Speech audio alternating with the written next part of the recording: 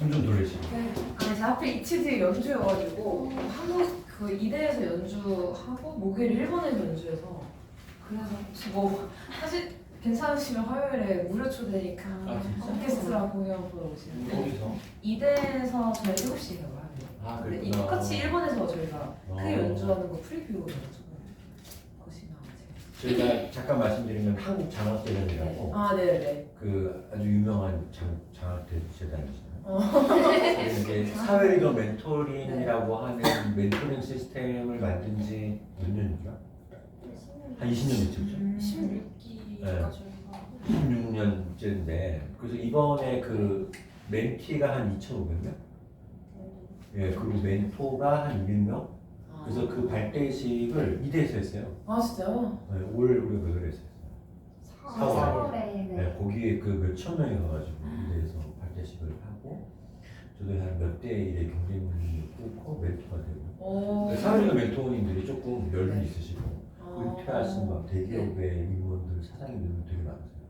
그 중에 이제 이렇게 약간 젊고 젊진 않다. 젊으시죠? 젊고 그래서 이제 돼서 이제 우리 지금 대학교 다르거든요. 아. 휴학도 있고 이제 복학도 네. 앞두고 있고 그러면서 우리가 4월부터 한 5개월 정도 좀 달려오고 있는데 오늘은 오피니언 리더가 해요.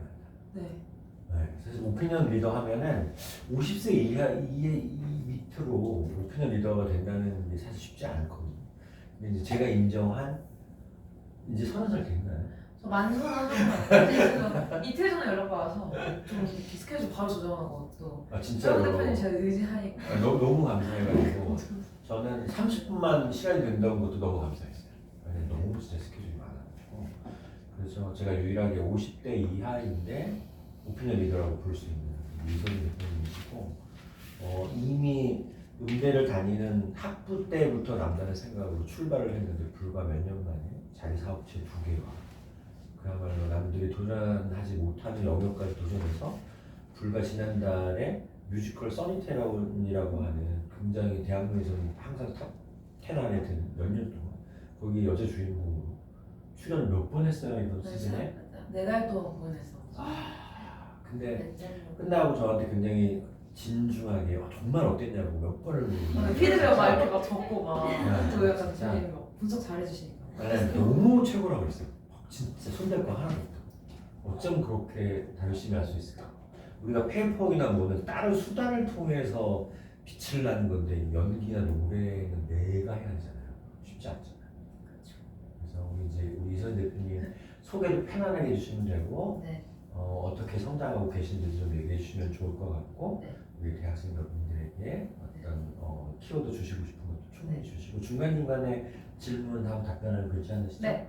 그렇게 여유롭게 네. 시간 지금 4시 한 35분이니까 그냥 5시 한 반 정도까지 네, 알겠습니다. 여러분 뜨거운 눈길로 박수로 환영해 주시기 막 대학생들은 사실 막 엄청 많은 사람들 앞에서 마이크 잡고 강연을 많이 해봤었는데 오히려 이런 소규모가 더 떨리잖아요. 왜냐면 이게 약간 지하철 버스킹이랑 비슷한데 이게 재미없으면은 바로 눈에 보이니까. 네, 근데 일단 저는 그 몇 년생이세요? 전공 4년생이에요. 딱 저랑 10살 차이에요. 그래서 아마 이런 사이를 보시는 건 제가 제일 어리지 않을까. 제일 어리고 아직 결혼 안 했고 MZ스럽다. 그래서 나이 꼰대 같은 느낌은 아니고 일단 저의 간단한 소개는 제가 책을 10권 정도 썼어요. 근데 꿀찬 은대생이 개정판이 4개 정도까지 나왔고 이걸 한 권이라고 쳤을 때 제가 10권 정도 채워냈거든요. 그래서 매년 책을 한 권씩 냈고 23부터였으니까 제가 10년 차니까 이제 10권째 냈고 이번 연도에는 이 꿀찬 은대생을 좀 보완해서 제가 영문판으로 아마존에 저번 주에 이제 책을 내게 돼서 결국은 저 23살 때 꿈이었던 이제 영문판도 이번에 10년 만에 꿈을 이뤘고 저는 원래 이대에서 클래식 음악 전공했었고 저희 어머니도 피아니스트고 동생도 바이올린에서 원래 음악까지 가지고 그다음에 저는 예술경 석사까지 했어요. 그리고 이제 내년에 관광과로 박사 들어가는 거에 예정이 돼 있어서 이제 학문적으로는 그렇게 되고 그다음에 연주 저는 이제 키워드가 이제 책 작가로서도 강연을 많이 하지만 연주자로서도 제가 이어서 새로체인버에서 연주도 했었고 계속 연주 활동도 하고 있거든요. 제가 팀을 만들어서 그래도 1년에 한두 번 연주회를 여는데 그 이유는 어쨌든 제가 사업을 하지만 저희 아이덴티티를 포기하고 싶지 않아서 플러스 예체능이 돈이 안 되지만 포기를 하는 게 맞을까에 대해서 저는 그게 아니다라는 걸 증명해내기 위해 사실 저는 이거는 제가 노력해서 의지를 잡고 있는 거거든요. 근데 그거 외에 제가 연주하는 걸 포기할 것 같으니 매년 스스로 다짐을 하는 게 생일 파티를 2-3번 정도 해. 제가 불러서 하는데 그때 저는 제 독주, 그다음에 작년에 20년 오케스트라 연주도 하고 국악, 클래식, 무용 이걸 제가 제 지인들이 다 무대를 세워요. 그래서 더 컬처의 생일 파티라고 검색하면 쭉 나오는데 거의 제 10년째에서 그 10년 동안 영상이 다 있거든요. 근데 내가 잘나서 생일 파티를 한다가 아니라 저한테 스스로 약속한 게 내가 환갑까지는 내년 연주를 해야 하고 싶은데 명분이 없다. 그럼 저는 남과 약속을 하고 제가 그걸 지키기 위해서 움직이거든요. 저의 스스로가 그게 사실 안 해도 되는 걸 하기 위해서는 장치를 걸어놔야 되기 때문에 그래서 연주 활동도 이렇게 유지를 하고 있고 사업 같은 경우는 제가 출판사 운영한 지 10년 정도 됐어요. 실제로 여기 종각의 용품문고 있잖아요. 거기 지하 2층에서 더 컬처 라운지라고 문화복합공간 70평 정도를 제가 2022년부터 2023년도까지 1년 동안 제가 공사부터 철거까지 다 제 사비로 운영을 했었고 문화복합공간 4개 정도까지 운영을 했었어요. 그래서 출판사 운영을 하면서 공연기획사 더 컬처연이라는 회사를 운영하고 있고 지금 저희 회사가 딱 10주년이 됐다 보니 저도 제가 브랜드 방향성에 대해 고민을 많이 하고 있는데 일단 제 지인들은 제가 아직 출판사를 운영하는 걸 각인이 안 되다 보니 강력한 마케팅이 필요하다라고 해서 10주년 기념으로 지금 지하철 광고 11개 역에서 하고 있는데 압구정, 뭐 신사, 양재, 고터, 뭐 교대, 그다음에 4호선 신용산, 명동 이렇게 다 하고 있거든요. 궁금했어요. 네. 광고비가 엄청 들 텐데. 근데 이제 이거 투자라고 생각하면서 저는 약간 이번 연도가 지나면 11주년은 그 워딩이 싫은 거예요. 아, 네. 그래서 그렇게 해서 움직여요. 제가 그거 궁금했어요. 사실 그거 여쭤보려고 했어요. 왜 하필 이번 연도냐? 아니. 네. 얼마 전에 네. 지하철에서 무슨 미션 같은 거 해놓고 옆 지나가는 사람한테 맞아요, 뭐 맞아요. 하기 그거 되게 어려웠다고. 맞아요, 그거 제가- 뭐 이렇게 어떻게 됐어요? 아 그래서 이제 좀 재밌는 걸 해보자. 근데 어쨌든 제가 2달 광고를 했는데 어쨌든 10개 지하철역에 2달 광고는 너무 부담이 되니 이 안에 제가 컨텐츠를 많이 만들어야 될 것 같은 거예요.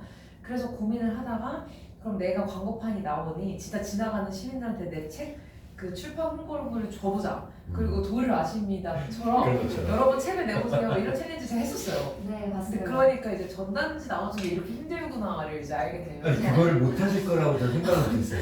되게 부끄럽더라고요. 그러니까 영상 보니까. 네, 왜냐면 제가 항상 이렇게 기버 역할로 누굴 도와주다가 누구한테 내 걸 세일즈로 하려다 보니 되게 좀 이게 부끄럽더라고요. 나 자신에 대해서 알겠지만 챌린지라는 걸 어쨌든 사람들이 제가 도전하는 걸 좋아하다 보니 이런 걸 좀 보여주고 컨텐츠를 만드는 것 같잖아요. 사람들한테 되게 인간적인 모습을 보여주면서 이런 거를 사업하는 뭔가 2030이 시도해보는 그런 거에 챌린지 시작으로도 해도 괜찮겠다. 그러니까 사업을 하니까 이 홍보를 진짜 길거리에서 나눠줘 봐야겠다. 이걸 실패하다 성공을 하던 그 의지 자체가 중요하다고 생각을 하거든요. 그래서 그런 지하철 광고를 하다 보니 거기서 컨텐츠를 뭐를 만들면 좋을까라고 생각을 하다가 그 컨텐츠를 진행을 해본 거고 그리고 실제로 지하철 광고를 통해서 출판으로 유입되는 건 없지만 제 지인들 사이에서 아 진짜 선이가 진짜 제대로 사업을 하나 보다 혹은 아 얘가 이제 뭐 다르게 움직이려고 하나 보다 이렇게 사업에 돈을 크게 쓰지 않고 원래 자아실현에 되게 집중했던 애인데 뭐지 이 궁금증 유발이 한 이번 목표였어요 사실. 그래서 저는 이걸 20대 초반부터 다 계획을 했기 때문에 저 딱 10주년 됐을 때 저는 완전 사업가로 전향을 하려고 했거든요. 그래서 써니텐이 저한테는 자아실현으로는 약간 마지막 느낌을 해서 엄청 도전을 한 거고 이제는 기획 제작 쪽으로 가야겠다. 약간 그래서 이제 그걸 확실하게 하기 위해서는 10주년의 그 워딩과 그거를 통해서 이제 온라인 누구나 할 수 있지 오프라인은 돈도 있어야 되고 추진력도 있어야 되고 나에 대한 자신감도 있어야 되니까 이제는 내가 내 출판업에 자신이 있다. 그래서 실제로 저는 원래 지인들은 안 받았거든요 클라이언트를. 근데 이번 연도부터 제가 제 지인들 문의하면 받았어요. 근데 실제로 이번 주에 처음으로 지인이 책을 내서 그 만족을 해서 자기 또 지인의 지인을 데려와서 상담해서 성사가 된 거예요. 근데 이게 저한테 제일 어려웠던 게 아는 사람한테 세일즈하는 게 전 제일 어렵거든요. 쉽지 않다. 근데 어떻게 보면 사업가로서 이제 10년 정도 됐으면 내가 이제 스타트업이나 아마추어는 아니다. 그러면 내가 이거는 책임지고 이제 확실하게 내 얼굴을 걸고 출판사의 전문가로서 얘기를 할 수 있어야겠다. 저한테 도전 얘기를 했었어요. 왜 이게 만약 지인까지가 연결된 건 사실 제가 어쨌든 인정을 받은 거니까 그럼 여기에서 이제 나는 외부의 마케팅 이제 내부로 해야겠다. 라고 해서 실제로 내일 제가 이제 의료건강 모임이라고 엄청 크게 준비를 하는 게 있는데 약간 저희 회사가 타겟팅이 의사들이다 보니 의사들이 원하는 게 뭘까? 근데 뭐 제가 광고하는 거에 있어서는 병원장들이 오진 않을 거 아니에요. 근데 요즘 우리나라 외국인들이 엄청 많아지면서 의료건강이라는 단어가 AI처럼 되게 핫한데 그거에 대한 전문가가 없는 거예요. 그러면 병원장들이나 나이 있으신 분들도 챗GPT를 배우러 가듯이 의료관광이니까 또 다 오시는 거죠. 강남에 엄청 유명한 병원장들이 지금 다 오거든요. 교수님들까지. 거기서 제 어필과 PT 준비해야 되니까. 사실 저번주도 스트레스 엄청 심하게 그게 내 일이긴 하지만 그것도 저한테 도전인 거죠. 왜냐면 맨날 제 지인들 모아서 하다가 이제 완전 의료계 거의 유명한 성형외과 원장들 다 오시니까 여기서 워딩 하나하나가 되게 중요하고 어떻게 보면 짜치는 생각이 들면 안 되니까 소위 말해서 그거를 하고 제가 여자 모임도 이제 열고 있는데 2회차를 했거든요. 거기서도 이제 뭐 전문직이나 일하는 친구들 뭐 열심히 사는 친구들이 있지만 제가 항상 그 4시간 모임 중에서 1시간은 너에 대한 책 목차를 생각해보자. 그 내가 그 컨설팅을 해줄게. 목차 1차를 하면 2달 뒤에 만나면 그것도 제가 보완해주고 있어요. 책 쓰기를 이제 지금 모임에 다 넣고 있어요 제가.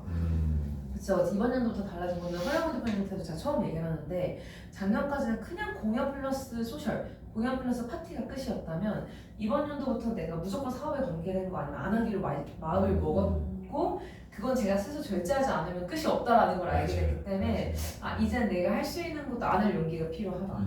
약간 그렇게 마지노선을 하다 보니 그럼 내가 모임을 열어도 내 사업에 관련돼 있는 것만 하자. 라고 해서 옛날 같았으면 좋은 사람들 있으니까 모이세요 라고 했을 텐데 지금은 의료관광의 키워드를 이용해서 병원들 네트워킹을 잡으면 저희에서 출판사 예비 고객들이 모이는 커뮤니티 제가 가지고 있는 거잖아요.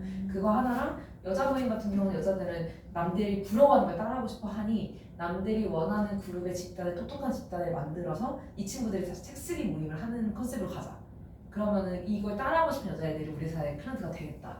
이 2가지 방향성으로 나눠서 하는 게 요즘 저의 최근의 아젠다예요. 그래서 좀 소개가 길긴 했지만 작가, 연주자, 사업가, 그리고 공연 파티 기획, 문화국가 공간 이렇게 키워드를 할 수 있을 것 같아요. 국회로 제 주얼리 사업도 하고 있어서 그 여자아이들이랑 누드 뮤직비디오에 들어갔었거든요. 그게 저희 회사 주얼리고 지금 원주역에도 어떤 다른 데랑 콜라보해서 매장이 있는데 드레스랑 주얼리랑 다 있어서 저희가 시니어 모델들이나 연주자들한테 그냥 무료로 빌려주고 받고 저희가 돈 받고는 안 빌려주는데 그 이유는 아티스트들을 위한 브랜드를 만들었기 때문에 이거는 완전 ESG로 가자. 대신에 이 주얼리를 착용했을 때 오히려 이게 판매되는 게 아니다 보니 자랑거리가 되고 올릴 때 우리 회사의 출판업을 무조건 넣어서 올릴 조건을 저희가 협찬해주는 거예요. 그러니까 이게 보면은 되게 다른 사람들이랑 다르게 마케팅을 저희가 하고 있는 거거든요. 그래서 이게 저의 지금까지 소개인데 그래도 약간 20대들이 궁금해할 만한 포인트들 다 넣어서 하나의 스토리를 말씀드린 거긴 하고 왜냐면 다른 데 어른들 배울 때는 그냥 돈만 있으면 저희가 책 출판해주고 그냥 저 연주자랑 뭐 그냥 강연하고 있습니다 하고 한 줄로 끝나는데 사실 이 나이 때 저도 제가 경험을 다른 사람에게 10개 들고 그중에서 궁금한 게 이렇게 골라서 말할 수 있는 게 좋더라고요. 왜냐면 제가 궁금한 게 다 다르니까. 그래서 지금까지 10년 동안 제가 어쨌든 살아왔던 방향성과 10년 차쯤 됐을 때 어떻게 변했는지에 대한 좀 간단한 PT를 제가 10분 정도 한 거. 너무 좋아요. 사실은 우리 이선 대표님 같은 경우는 예를 들어서 노래도 잘하고 춤도 잘 추고 춤 댄스 동아리도 했단 말이에요. 대학교 다닐 때. 그러면서 이제 연주도 잘하고 하니까 본인이 갖고 있던 탤런트적인 기질 때문에 지금 말씀해주신 지난 10년 동안이 어떻게 보면 사업과 개인이 하고 싶은 것에 대한 경계가 약간 모호한 활동을 너무 많이 해서 조금 전에 이제 저한테 되게 자극이 됐던 건 안 할 용기. 그러니까 그 안 할 용기가 50 넘어서 나오는 사람이거든요. 실제로 사업은 지금 19년째 하고 있지만 사업자ውን 사업은 한 번도 해본 적이 없어요. 이제 이선 대표님은 굉장히 빠른 시기에 그거를 느끼고 이제 차단까지 할 정도의 철저한 사업가로 성장하겠다라고 하는 키워드는 굉장히 귀에 들어왔고 그다음에 우리 이제 그 나연 씨 같은 경우가 의료관광 마케터로서 약간 지금 이제 기자 인턴 이번에는 기자로도 이제 네, 그런 기자 활동을 이제 네. 하게 됐고 합격해서 그래서 이제 의료계 쪽에도 관심이 많아서 기자가 들으면 좋을 것 같고. 내일 시간 되시면 네. 소개해드릴게요. 그래서 편안하게 이제는 대표님이 알아서 뭐 네. 질문 받으셔도 되고 네. 네, 메시지 주셔도 되고 여러분도 중간중간에 이제 좀 질문하셔도 될 것 같아요. 그 외에 궁금해하는 게 스파크랩이라고 아세요? VC 회사에서 벤처 파트너로 있는데 그거에 대해서 어쨌든 대학생들이 요즘 제일 궁금해하는 게 뭐 VC나 이런 투자 쪽도 궁금해하는 것 같고 아니면 뭔가 그 외에 어쨌든 저는 다른 사업가랑 다른 이유는 사업만 하고 돈을만 다시 쫓았으면 출판업만 하는 게 맞는데 많은 음대 후배들이 저를 보면서 영감을 얻는 이유는 저 언니가 예를 제가 음악을 잘하진 않거든요. 왜냐면 저도 고등학교 때부터 음악을 했고 지금 연주를 하게 돼서 너무 힘든 이유가 남들은 연주를 계속했던 친구들 저는 그게 아니고 지금 5, 6년만에 오케스트라도 서야 되니까 너무 어려운 거예요. 이게 저만 잘해서가 아니라 하모니나 악보를 다 외워야 되니까. 근데 저는 지금 제 스케줄에서도 과부하가 되는데 이걸 하나를 더 제대로 하려다 보니 힘들긴 하지만 그래도 뭔가 돈이 안 되는 문화예술에 대한 꿈을 놓지 않는 거에 대해서 저는 되게 가치가 있다고 생각을 하거든요. 그래서 허영훈 대표님이 사실 부르면 제가 오려고 하고 제가 개인적으로 좋아하는 이유도 허영훈 대표님도 꿈이 있으신 분이잖아요. 근데 세상에 생각보다 꿈이 있는 사람들이 많이 없고 그걸 유지하는 사람들은 더더욱 없는데 제가 이 나이 때 어른들이 아무도 얘기 안 해줬지만 지금 느끼는 거는 사실 당장 돈이 안 된다고 포기하는 건 아닌 것 같은데 그러다 계속 유지하려고 하면 돈이 많이 드니 가늘고 길게 지치지 않고 유지할 수 있는 것에 공부를 했어야 했는데 그걸 아무도 안 알려주니까 저도 힘들었던 것 같거든요. 그래서 허영훈 대표님이랑 만나면 몇 시간이 계속 시간이 가는 이유가 우리 둘 문화예술이나 꿈인데 당장 돈이 되지 않는다. 그렇지만 우리 포기하지 않을 거다. 그럼 어떻게 하면 즐기면서 하면서 캐시카우를 다른 걸로 돈을 벌까에 대한 얘기가 되게 현실적인 얘기가 돼서 사실 많은 얘기들을 하는 거지. 또 다른 예술인들처럼 돈이 안 돼도 무조건 이것만 할 거야 라고 하기에는 유지가 안 되고 그렇다고 다른 거에서 이걸 포기하기에는 내 존재성이 부정을 당하다 보니 저도 이 양립할 수 있다는 게 어른들은 무조건 둘 중에 하나를 고르라고 저한테 했었거든요.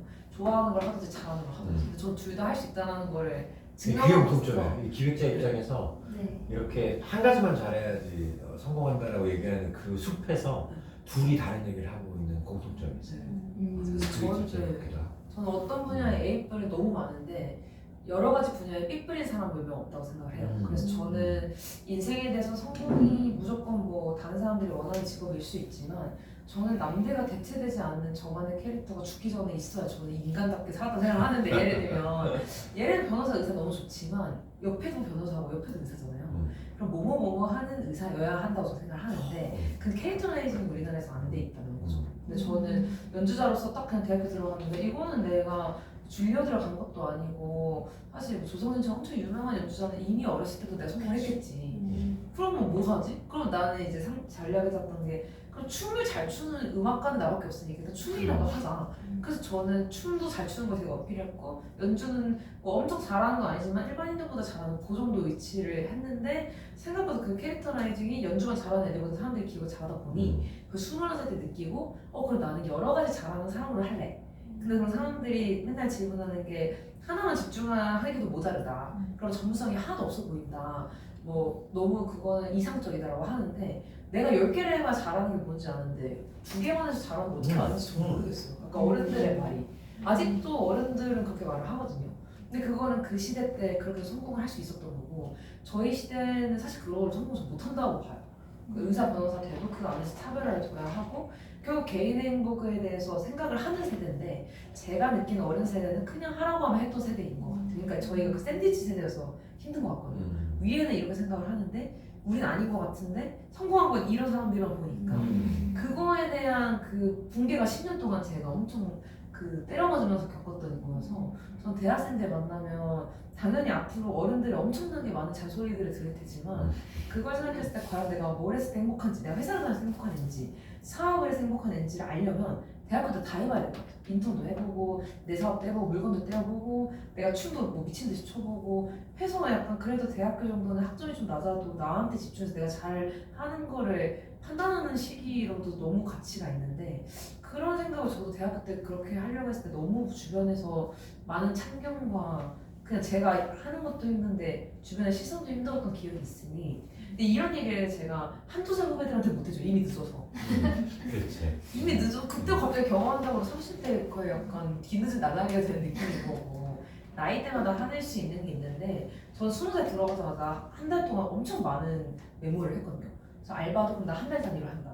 그래서 뭐 카페 알바 한 달, 서빙 알바 한 달, 댄스 강사 뭐 한 달 이렇게 해서 저는 한 달마다 하고 그 한 달마다 알바를 한 마지막 날에 저는 이 달에 배웠던 모든 거를 번호 리스트업해서 경험 매뉴얼화하고 정리. 그러니까 알바 하나만 해도 저는 10가지 정도를 분야별로 했으니까 내가 서빙은 안 맞고 뭐 서비스는 잘 맞고 커피는 내 살도 안 맞고 이런 걸 안 거거든요. 댄스도 생각 없이 했으면 돈을 벌기 위해서 했겠지만 저는 그때 유치원, 초등학생, 중학생 그 다음에 어머니들 이렇게 다 일부 나눠서 했어요. 돈도 돈이지만 그럼 내가 나이별로 가르쳤을 때 어떤 애들 가르쳤을 때 내가 좋아하는지 역으로 알게 된 거죠. 저는 유치원생들 되게 좋아한다고 생각했는데 말을 못 알아듣는 거 너무 화나는 거예요.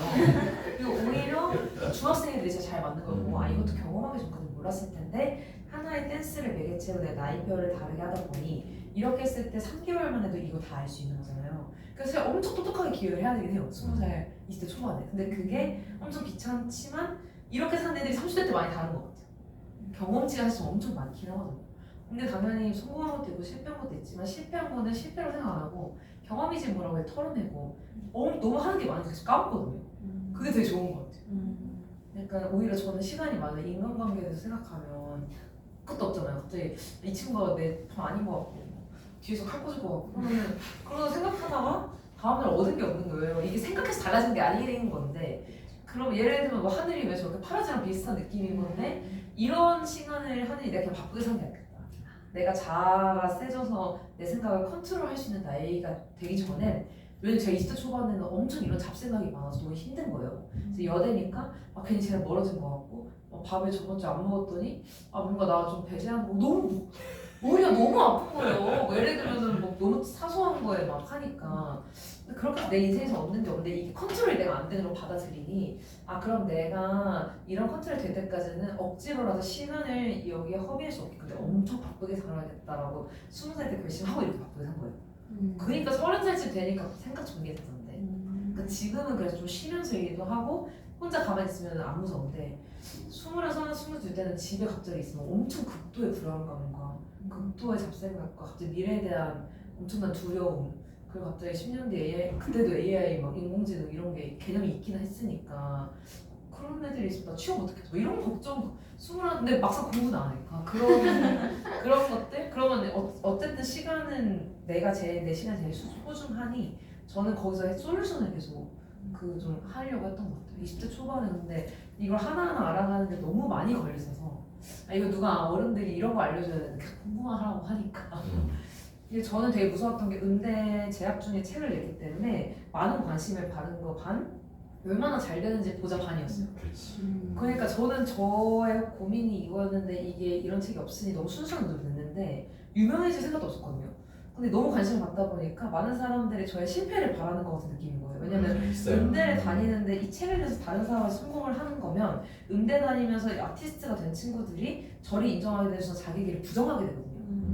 그러니까 그러면 저 같은 게 잘 안 돼야 음대 가서 연주자가 되는 과정에 자기들을 합리화시킬 수 있는 거지. 음대를 다니는데 사업에서 잘 된 애가 있으면 그러면 음대 가서 음악만 길을 간 나는 얘보다 성공 못하면 돼. 그거에 대해서 극도의 스트레스가 23년 다시 있었어요. 약간 제가 SNS 뭐 올려도 뭔가 관심이 되게 많은 것 같고 내가 행복하려고 책을 썼는데 갑자기 후배들이 엄청 처음에 찾아오고 있어서 되게 좋았는데 25대 느낀 거는 내가 이러다가 그냥 취업할 수도 있는데 취업하면 날 실패한 인생으로 생각하나?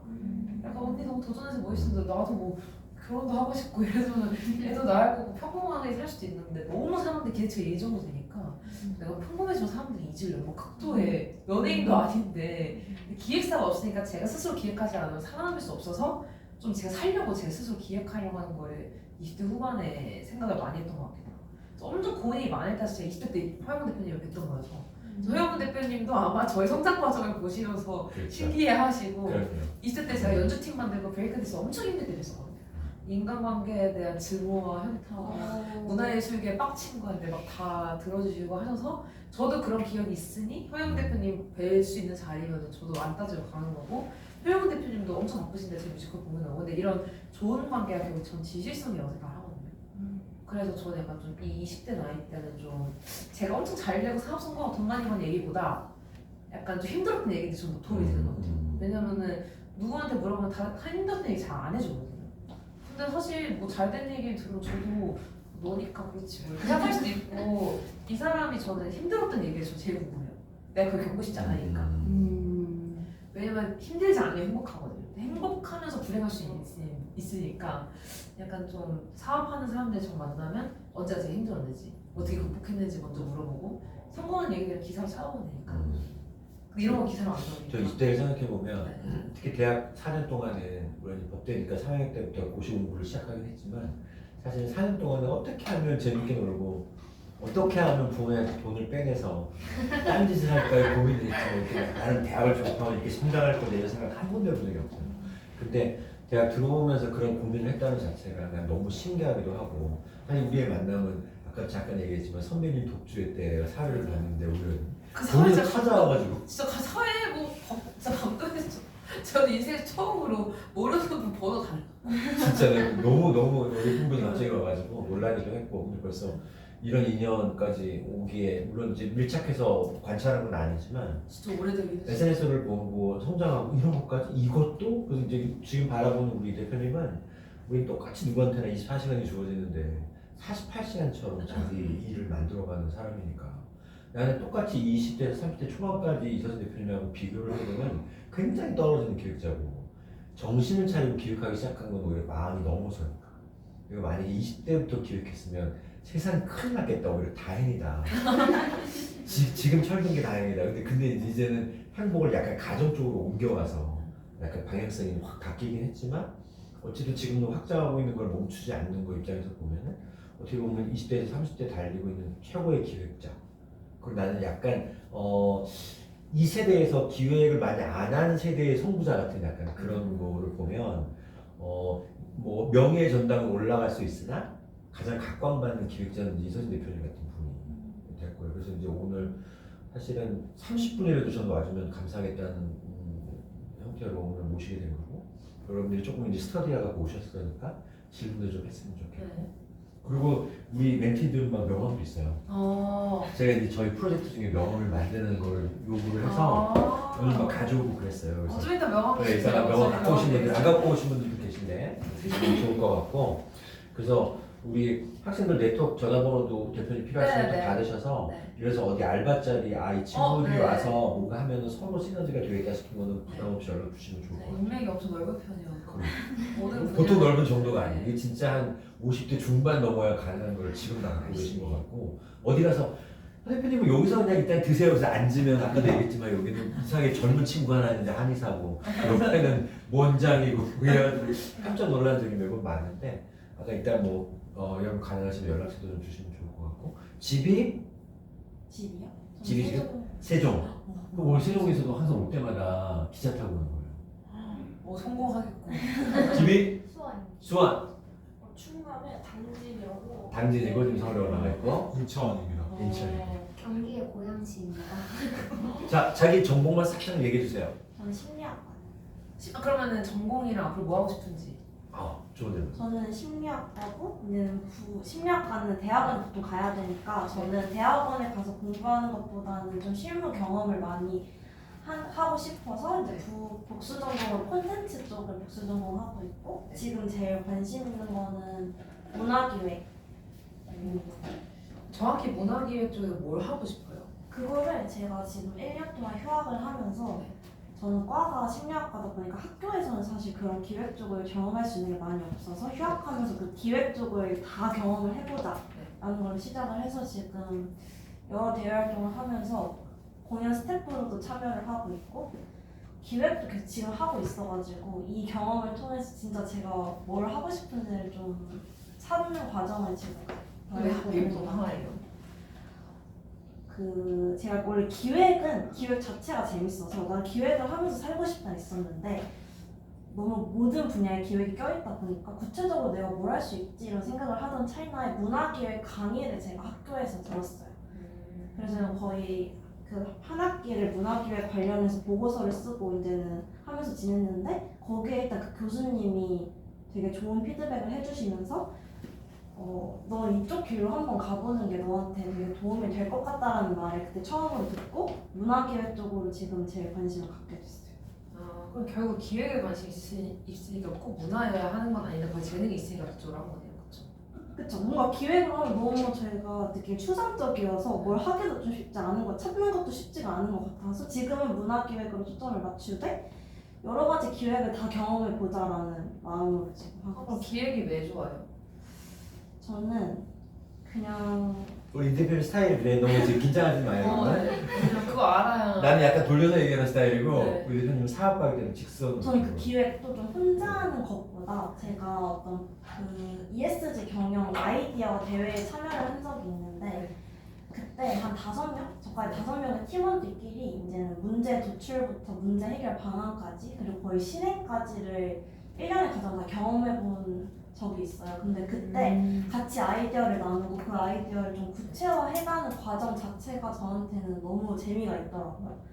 뭔가 저 혼자만 하는 게 아니라 이런저런 아이디어를 나누면서 제 의견도 뭔가 반박이 되고 이 사람 의견도 듣고 그리고 여러 가지 이해관계자를 만나면서 내가 모르던 시야도 알게 되고 그러면서 그냥 뭔가 추상적인 아이디어가 현실화되는 그게 좀 재밌었던 것 같아요.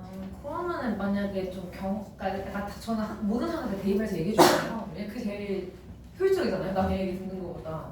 제가 봤을 때 만약 저랑 콜라보할 수 있는 것들이 있을 수 있는 거를 그냥 연결지어서 얘기를 하면 저희 회사가 사실 메인이 출판업인데 저희가 20대들, 30대, 40대, 정치인들부터 시장들까지 다 책 쓰고 싶은 니즈가 달라요. 근데 저희 회사가 지금 출판사 중에서 그래도 제일 업계에서 유명한 이유가 저희는 책을 팔아서 인스타로 돈을 버는 게 아니라 내가 책을 쓰고 싶은 사람들이 의뢰를 해서 저희가 그걸 제작해주는 비용을 받고 해주는 거예요. 근데 예를 들면은 지금 특성을 들어봤을 때 아젠다가 주어지고 그걸 해결해 나가면서 내가 생각하는 거를 실현시키는 걸 좋아할 것 같거든요. 근데 그럼 예를 들면 우리 회사의 출판업이 이런 소리를 이미 클라이언트가 많긴 하지만 이거를 이거를 새로운 고객을 유입하기 위해서 어떤 콘텐츠가 필요할까? 예를 들면 뭐 요즘 인스타에서 뜨고 있는 챌린지 1탄, 챌린지 2탄 이런 것처럼 대학생들이 모여서 저희 인턴들끼리 모여서 뭐 해왔습니다. 뭐 이런 콘텐츠를 만들어 볼 수도 있고 아니면은 뭐 20대들이 원하는 이런 거 공모전을 만들어서 출판하고 홍보하기 위한 이런 거를 아젠다를 영상에 봐놓고 심사하는 거를 만들어 놓고 뭐 상금은 이 정도 걸어 놓고 뭐 이런 것들에 대해서 약간 구체적 아젠다가 있는 거를 미션을 만약 주면 이거 가지고 하는 것도 사실 기획이고 출판 목차가 사실 기획의 완전 근본이거든요. 그래서 약간 그런 그렇게 얘기하는 사람이 주위에 이 대표님밖에 없다니까. 내가 항상 중요하다고 얘기하고 그게 기획안의 제일 중요한 부분이라고 제일 어려운 부분이라고 얘기했던 기억이 나요.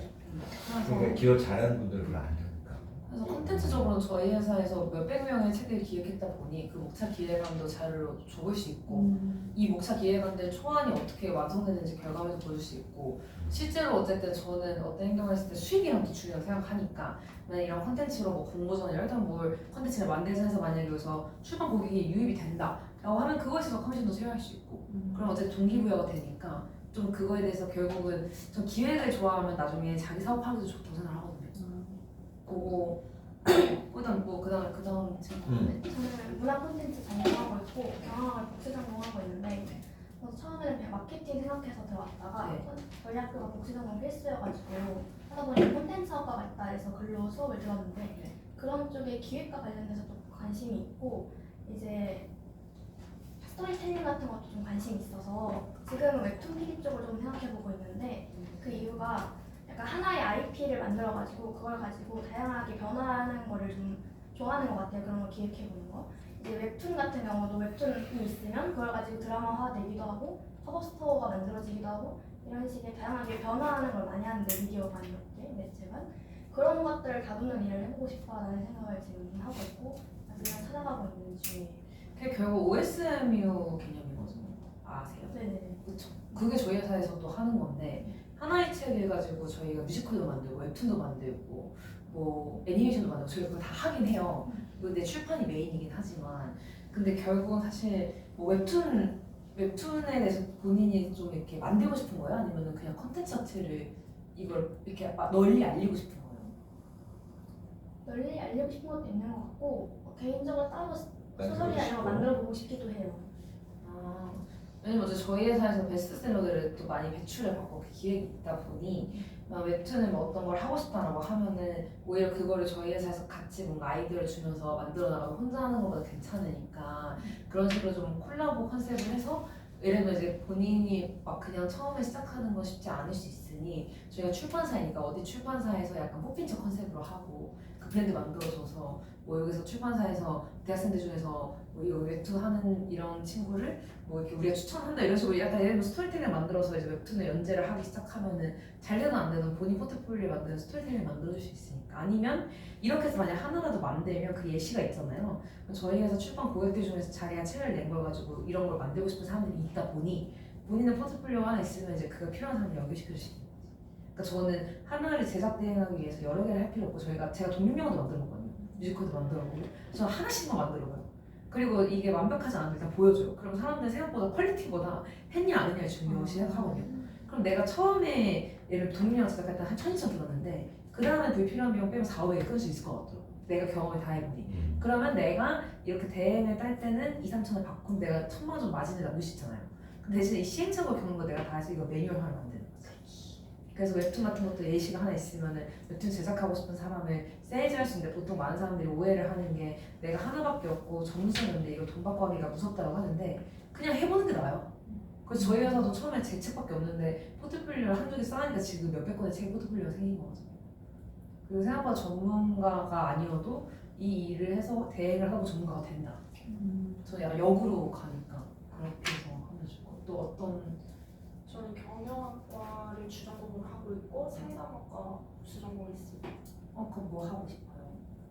하고 싶은 거는 그 영상 콘텐츠 쪽으로 디렉팅을 하고 싶습니다. 왜요?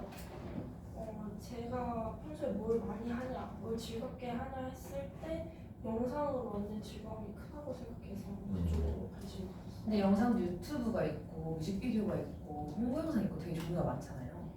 주로는 OTT 매체에서 드라마나 예능 쪽을 생각했고 그거가 힘들다면 유튜브 콘텐츠까지 생각하고 있어요.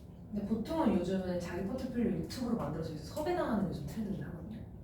그러니까 왜냐면 이게 이제 제가 말하는 건 다 정식적인 유튜브의 기니 머리를 쓰는 방법을 얘기하는 거예요. 왜 정식적으로 하면 그러는 애가 40, 50대 돼야 그런 기회가 없는데 요즘 유튜브나 뭐나 콘텐츠 괜찮으면 PD들이 먼저 연락이 오는데 그게 저는 사실 제가 책을 내고 나서 먼저 연락이 오게끔 하니까 사실 지금 제 나이에 비해서 많은 경험을 온 것처럼 그렇게 머리를 쓰지 않으면 너무 인생이 그러니까 저는 이걸 들었을 때 그러니까 이거 다 예시니까 그냥 저희 회사랑 관련 다 지어서 얘기를 하면 저희 회사에서 꿀팁 응대생 동력을 하나 만들어 보긴 했거든요. 근데 그거 가지고 예를 들면 드라마처럼 기획을 해서 같이 뭐 이제 재능기부처럼 서로 만들어 보면 이 예시가 하나 있으면 이제 또 드라마 제작 대행을 하고 싶은 자수서 쓴 사람들이 많아.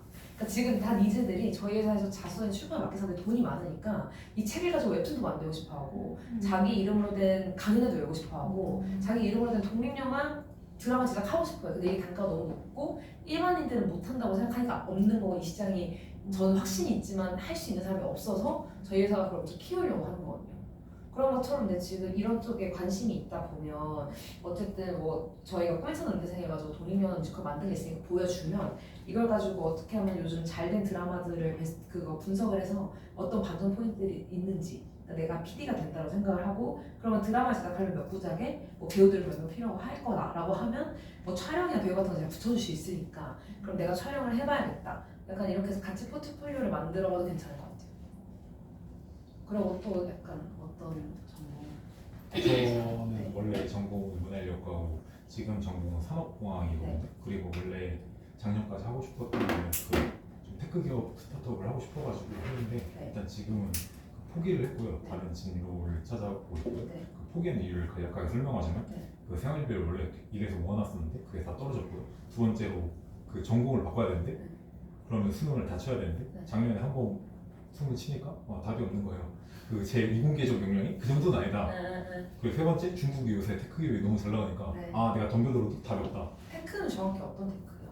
원래는 그 농업 쪽에 그 에그테크라고 그 건물 도시 건물 중에 요즘 공실이 많잖아요. 그거를 그거를 뭐라지 수경 재배 쪽을 어항처럼 설치해가지고 좀 도시형. 네네네 기술적인 수익을 얻지 않을까? 그게 좀 혁신이나 뭐라지 생산 뭐라지 천천히 네네네 너무 오래돼서 괜찮아. 그냥 누구를 위한 서비스였어요? 공실에 시달리는 공실? 건물주 네. 그 사람들한테 뭘 해주는 건데요? 그 공실을 이용해서 네. 그 조그만한 수경 재배 서비스 실내에 있는 수경 재배가 뭐예요? 그러니까 이제 농사인데 우리가 땅을 이용하는 게 아니라 스마트 건물 홈 내에서 네, 말씀처럼 맞아요. 물로만 재배하는 걸 이제 공실에다가 건물 내에다 재배하는 형태.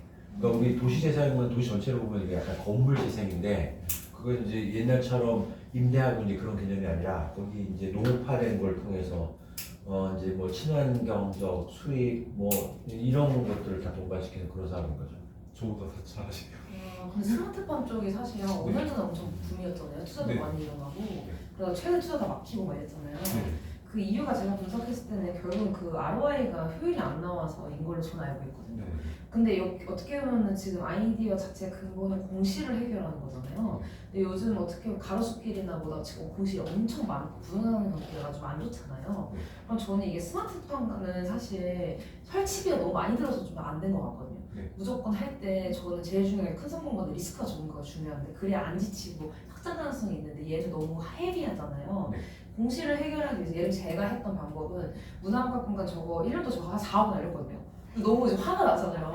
이미 3개월 채 망한 거 알았어. 근데 이거 1년 정도 버틴 정도 돈을 모아놨는데 당연히 이제 그 이후는 다 없어지는 거죠. 그래서 그 마음 알아요. 저도 약간 모아놓은 돈 다 날려가지고 있을 동안에 그러니까 이런 실패 얘기가 재밌잖아요. 사실 잘 된 거보다.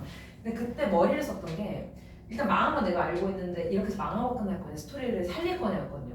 그래서 저는 저기서 한 3개월쯤 됐을 때 사진 다 찍고 이게 포트폴리오 엄청 많이 만들어서 2호선, 3호선, 4호선 이 제안서를 가지고 무료로 렌트 받은 거예요. 근데 그 이유가 내가 이렇게 공사도 다 하고 하다 보니 뭐 이런 건 필요 없는 것 같고 어떤 공간이 비어 있을 때 뭐 갤러리든 연주든 의자든 책상이든 이거를 그냥 쉽게 들어가고 빠질 수 있는 걸 문화 공간으로 내가 일주일에 세팅할 수 있다.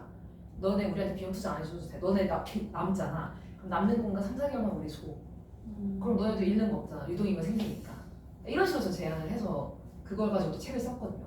그런 것처럼 아예 이 공실 자체 해결하는 그 니즈는 되게 좋고 저 자체가 그 문학과 공간은 근데 사실 출판이 너무 잘 되게 얘를 그만두긴 했지만 원하는 이 포트폴리오를 다 예시를 주면서 제안서를 쓰게 해줄 수 있거든요. 그럼 예를 들면 저는 뭐 이런 제안 엄청 많이 받긴 했지만 안 했던 게 그냥 저는 이거에 사실 관심이 없어서인 거고 여기서 막 카페 하는 거 저 커피도 관심 없는데 계속 하니까 이제 그때 화났던 기억과 이제 힘들어서 적은 건데 이 포트폴리오들이 저희가 자료가 많다 보니 제가 장점은 미술이나 음악하는 게 다 끌어온단 말이에요. 그리고 여기서 연주회를 열면 한 몇백 명이 올 수 있게 하는 그 모객력인데 그거를 건물주들이 되게 좋아해요.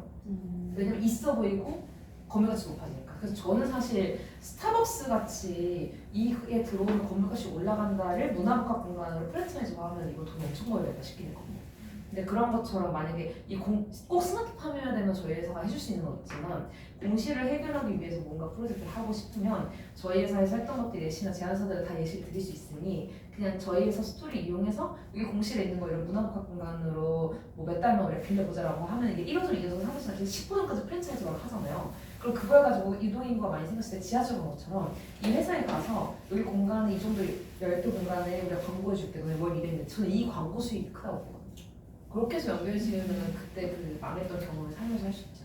그럼 결국 스마트팜이랑 공실이랑 둘 중에 하나를 스마트팜 사실 안 된다고 봐요. 맞아요. 네. 왜냐하면 이 시장이 일단 투자 비용이 높은데 확실히 어느 수익이 적어. 그럼 왜 해요? 그러니까 근데 이게 떴던 이유는 ESG금 모두 나라에서 국가 정책이 많이 지원금이 나와서 그때 떴고 재질인들도 사업을 많이 했는데 문제는 이제 지금 엄청 스타트업 쪽에서 지원금도 많이 줄이고 요즘 VC 쪽에서도 옛날에는 희망만 가지고 투자를 해줬는데 요즘은 매출이 안 나면 투자 안 해요. 트렌드가 바뀌었어요. 그래서 이거는 사실 굳이 일단 물리적인 한계가 에너지 비용 때문에 ROE가 일단 기본적으로 제한이 돼 개인 단위가 할 수 없는 구조예요. 네. 사실 그냥 간단하게 해보려다가 일이 커진 거거든요. 근데 무조건 공간을 하려면 네. 간단하게 치고 빠질 수 있는 걸 해야 돼. 그게 컨텐츠가 돼야 돼. 제가 봤을 때. 근데 제가 어쨌든 이걸 해왔으니까 이게 시장이 있긴 하거든요. 네. 그러면 결국은 이거를 뭐 이 공간 안에서 돈을 버는 건 쉽지 않고 이 공간에 많이 모이는 것들을 이용해서 광고 수익을 버는 게 사실 제일 빠르고 그게 아니더라도 내가 렌트비가 안 들었는데 만약 5호선까지 벌려 거기서 뭔가 수익이 다 생겨요. 대광을 돌리던 예를 들면 어디 갈 때도 호텔이 뭐 A, B, C 이거보다는 A의 1호점, A의 2호점 그럼 여기 가면 깨끗하다는 인식이 있으면 거기 가면 될 거예요. 그거를 하면 돼요.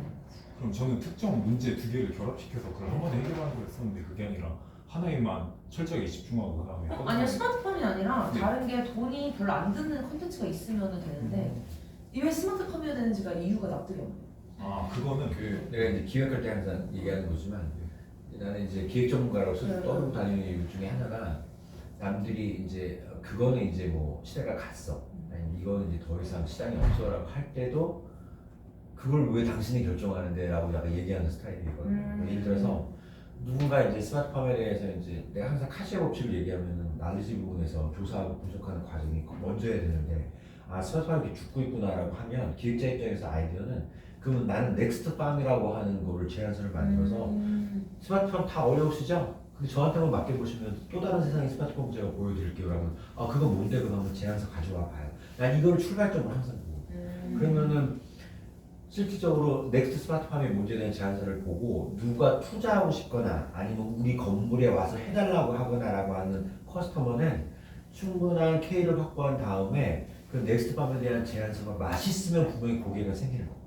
그러니까 기획자는 이건 분명히 돈이 되니까 시작하는 경우는 오히려 없고 자 이렇게 해서 이런 아이디어로 누가 봐도 맛있을 만한 제안서를 내가 작성할 수 있다면 지금 이 대표님 말씀하시는 것 중에 제일 마음에 와닿는 건 이것도 정리해놨고 이것도 포트폴리오를 갖고 있고 줄 수 있다고 하는 건 좀 이제 줄이셔야 되는데 그것도 IP고 재산이니까 그래서 이런 게 있기 때문에 자신감이 생기는 거지 공부도 안 하고 난 항상 그래요 사람들한테 기획은 공부도 안 하는데 성공하려고 하는 사람 제일 싫다고 그러니까 공부도 평상시 안 하면서 나는 뭐 어디 갈 거다 뭐 어디 갈 거다 말도 안 되는 얘기잖아 기획도 충분히 공부를 안 하는데 나의 아이디어만 갖고 뭔가 사올 비즈니스 하겠다는 오불성설이고 나는 이제 이 대표님이랑 조금 다른 결은 뭐냐면 나는 그럼 이제 사무실에 연습실에 다 해봤단 말이야 그리고 진짜 비슷한 거는 갤러리 속 아트홀 그 다음에 연주회를 푼 갤러리 그래가지고 진짜 갤러리 찾아가지고 인사동에 저 몇 시에 문 닫으세요? 뭐 7시부터 10시까지 제가 쓰면 안 될까요? 그 어떤 조건이냐고 그 다음 이제 제안서를 주면 그 제안서가 리젝이 되는 적이 한 번도 없어요. 그래서 지금도 인사동에 가면 요만한 간판에 갤러리 속 아트홀이라고 요만한 간판부터 4개나 있단 말이에요. 지금 다 내가 쓰는 거예요. 아무 때나 편할 때. 그러면 이제 사람들이 모객을 할 수 있고 표를 팔 수 있으면 거기서 음악회를 해서 갤러리도 인지도가 올라가고 나도 하드웨어가 생겨가지고 좋아지니까 그 지금 연습실 사무실 아무것도 없는 거예요. 하드웨어를 제로로 만들어서 하드웨어를 그 고정비를 아예 제로로 만들어버려요 지금.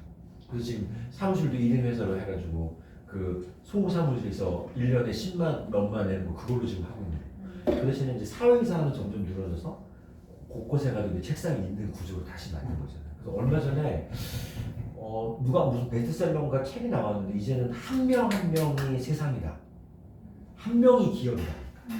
그래서 난 엄청난 내 기업을 지금 키우고 있다는 생각을 요즘에 되게 기쁘게 하고 있거든요.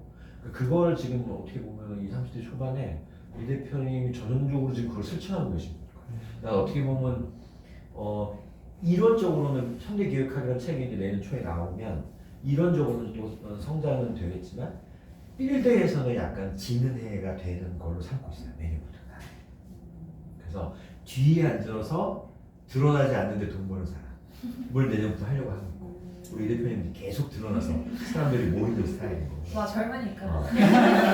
그래서 약간 비교하면서 교집합적인 걸 여러분들이 빼가면 참 좋을 것 같아요. 나 오늘 나도 굉장히 배우고 있네. 1인 기업이 근데 뜨고 있는데 사실 그래서 저희 출판도 같이 성장하고 있는 게 1인 기업인 사람들이 자기를 증명하기 위해서 책을 다 써요. 그렇죠. 그래서 이제 아까 한번 생각해봐요. 그치? 그러니까 이게 파이가 엄청 커. 사실 요즘 진짜 출판 고객이 엄청 많아져요.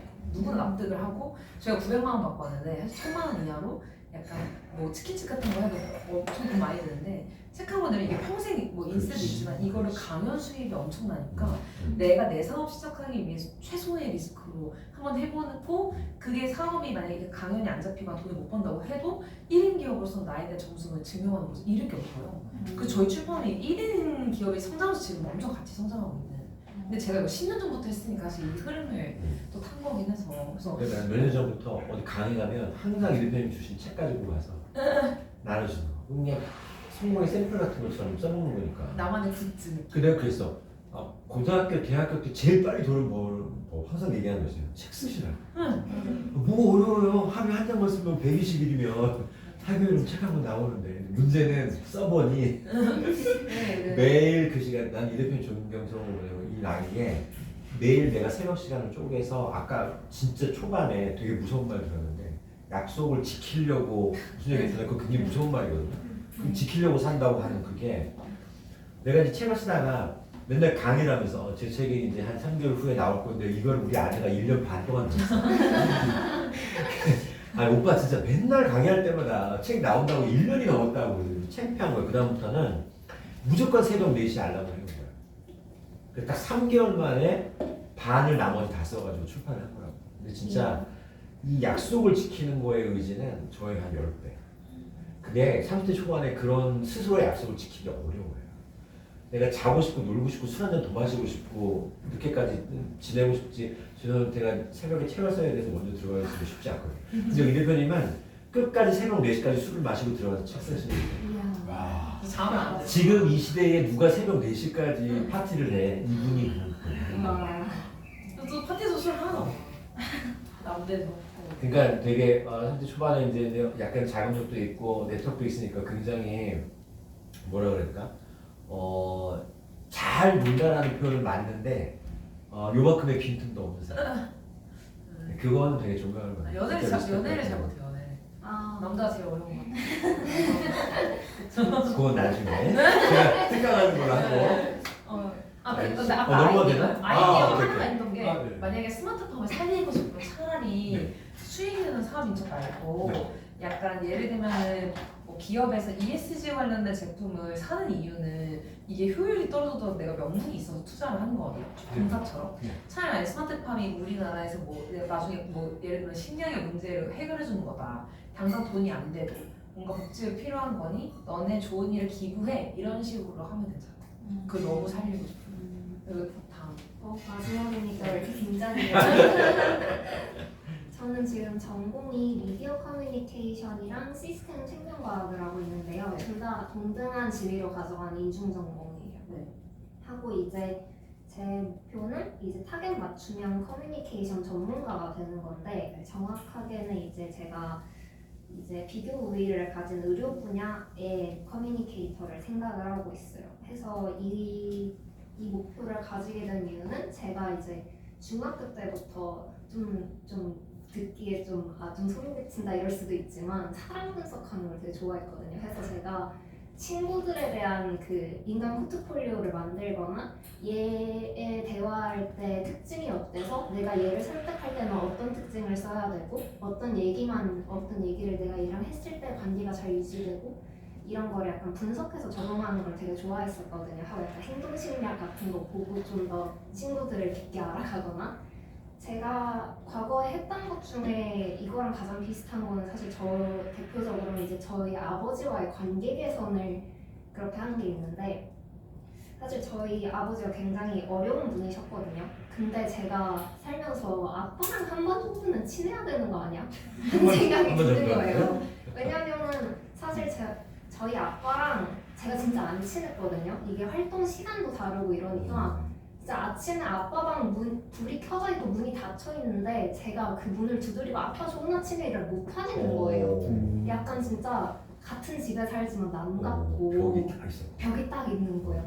그래가지고 안 되겠어, 아빠랑 친해져야겠어 마음을 먹고 이제 아빠의 어머니, 그러니까 친할머니한테서 막 아빠의 백스토리를 막 듣고 엄마한테 막 연애담도 듣고 자료수집. 자료수집을 한 다음에 아빠가 평소에 말하는 톤은 이렇고 나한테 화낼 때 포인트는 이거니까 이런 부분을 공략해서 이런 목록을 전해도 돼 이런 활동을 주로 하고 아빠랑 함께 할 수 있는 프로젝트나 약간 같이 노는 거 같은 걸 아예 이런 식으로 내가 주도를 하면 우리가 친해질 수 있을 것 같아 를 정해놓고 한 2년 정도 했고 지금은 아주 친합니다.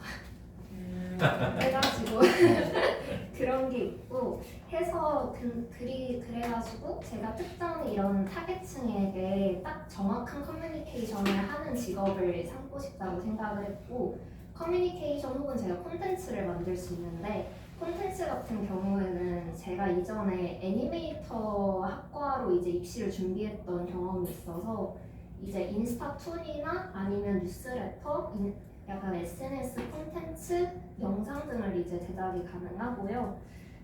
해서 현재는 이제 제약이나 글로벌 제약 기업이나 병원을 이제 타겟으로 하는 기자나 마케터 직무를 생각을 하고 있습니다. 왜 하필 병원?